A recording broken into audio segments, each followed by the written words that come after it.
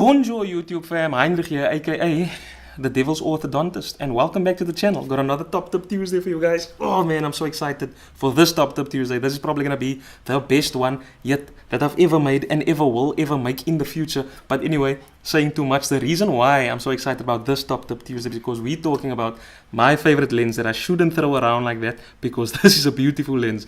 This is the 1.8 focus Nifty 50. Haha! In my opinion, Canon's best lens. Anyway, roll the intro.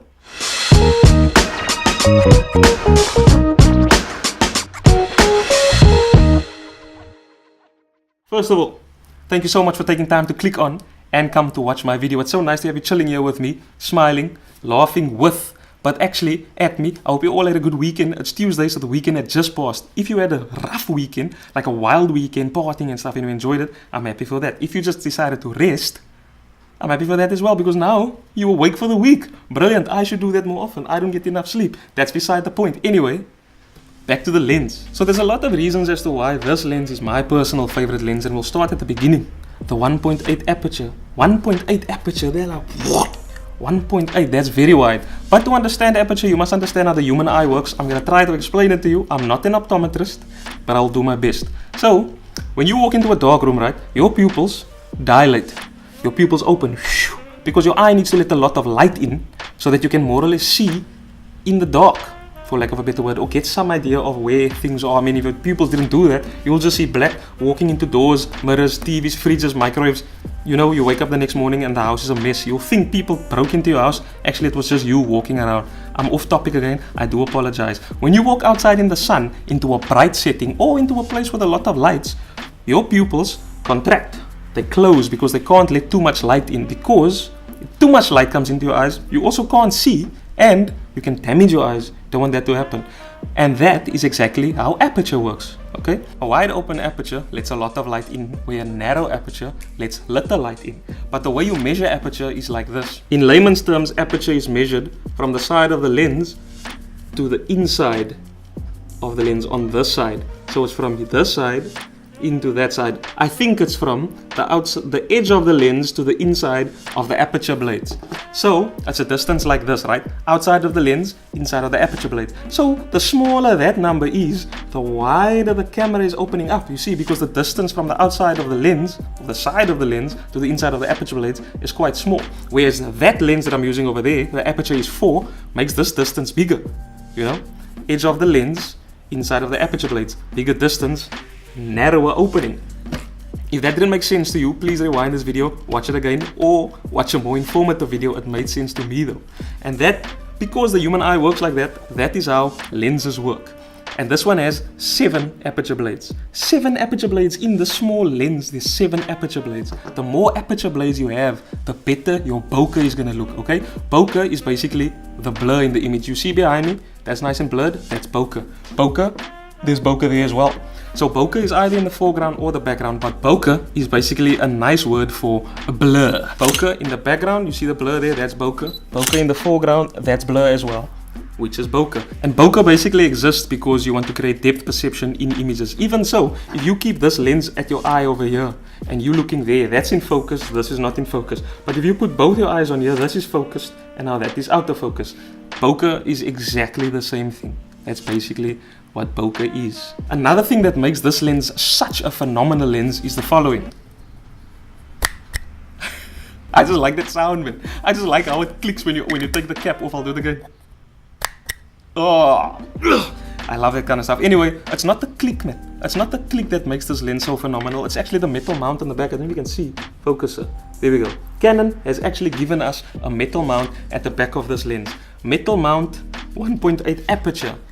Those are numbers and specifications of the more expensive lenses in the Canon range.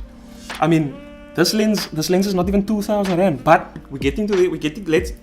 Oh, now I just said we're getting there, so you're gonna fast forward the video to the price. Okay, shot. Might as well end the video here. Safe, Owens.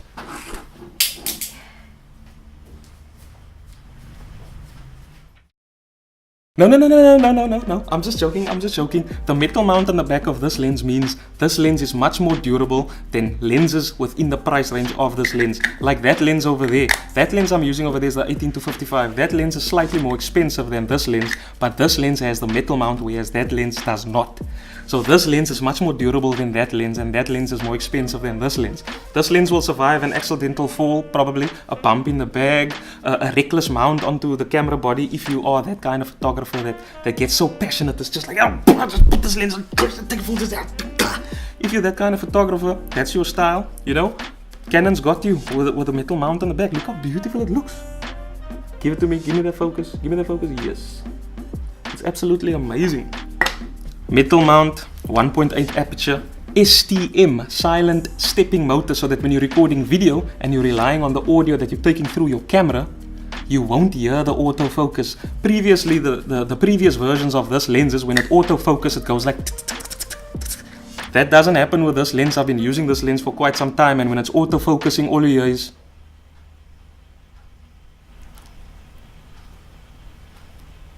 that's all you hear. Nothing. It's silent. That's why silent stepping motor.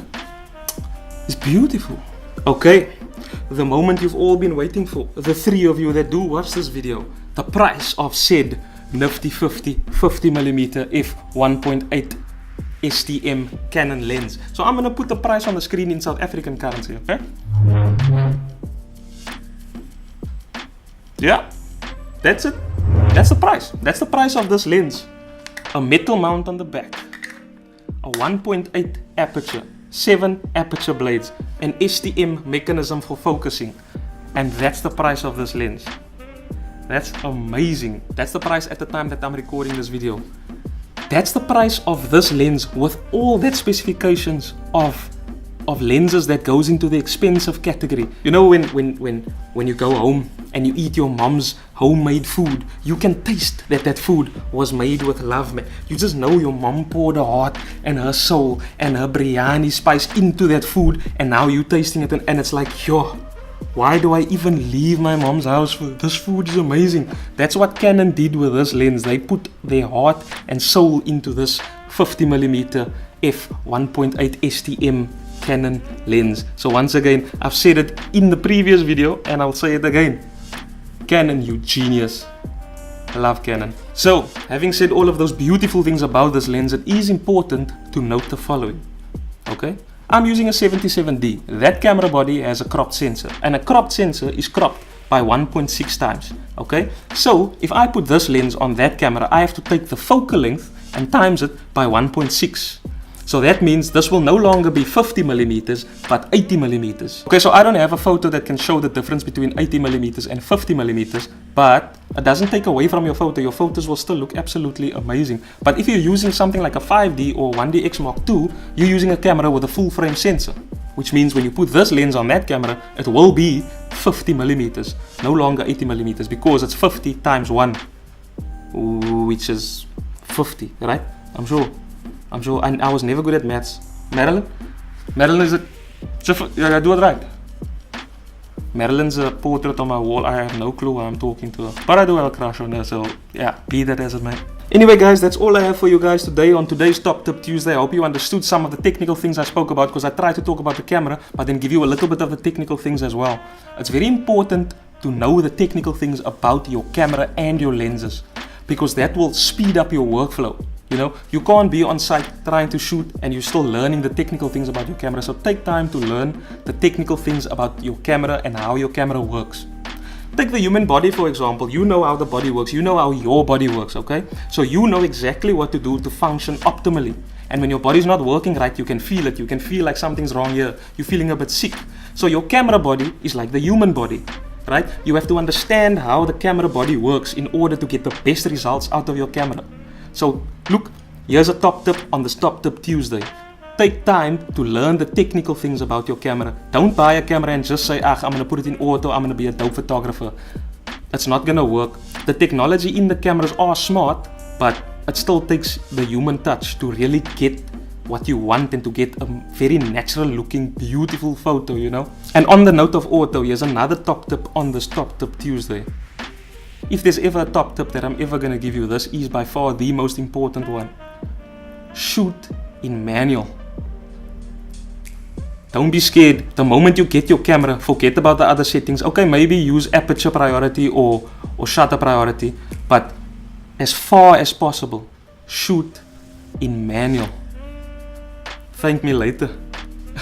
Okay, I'm done now. If you made it this far into the video, shout out to you. You deserve a TV, a pillow, a pizza, anything, because it's not easy to get to this point in my videos. Trust me, I understand. But if you are new here, please subscribe. I got more of these kind of videos coming. If you enjoyed the video, hit the like button. I mean, don't be shy. And to all my subscribers, thank you for the continuous, overwhelming support. This channel is really nothing without you guys, and that is the truth. I freaking love you guys so much. Oh, and one more thing, please share this video if there's someone that you know in your family or friends that is doing photography and needs a little bit of tips. Please share my videos with them. I mean, we're all here to help each other, right? This channel is not only about me. This channel is about the community and the people that learn and get help from these videos, okay? So please do that. That's the only way I'm going to get my message out there, is if you share it with your people, because you might know someone that I don't know that needs this information. I'm talking too much. I'm going to end the video now. Once again, thank you so much, and I'll see you guys in the next video. Cheers.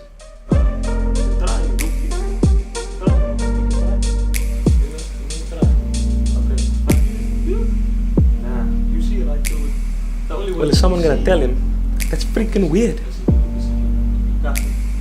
You cut the perfect section like that, you know, like a laser cut. Clean.